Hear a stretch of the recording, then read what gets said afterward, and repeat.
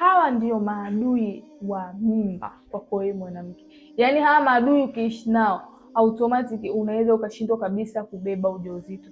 PID, changamoto kutoka uchafu, ukeni, uchafu wenye harufu mbaya, uchafu ambao unaambatana na maji maji, lakini pia unajikuta unapata hii changamoto ya maambukizi ya kirusi cha HPV ama HSV.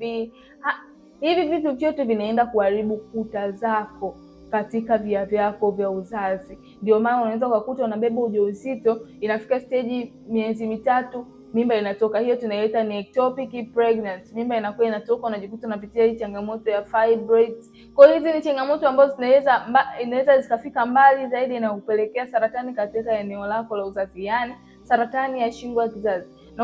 Na ukipata changamoto ya saratani ya shingo ya kizazi, ni lazima kizazi kiweze kutolewa ili uendelee kusurvive. Kwa kama unaanza kupitia changamoto ya PID pamoja na UTI, basi hakikisha unakuwa makini sana na afya yako, kwa sababu hakuna mlinzi mwingine wa afya yako zaidi yako wewe mwenyewe. Nimefanya utatuzi, nimewasaidia wanawake wengi sana walikuwa wanapitia hii changamoto na sasa hivi wamepona kabisa. Kuwa makini sana na afya yako, kwa sababu hakuna mlinzi mwingine wa afya yako zaidi yako wewe mwenyewe.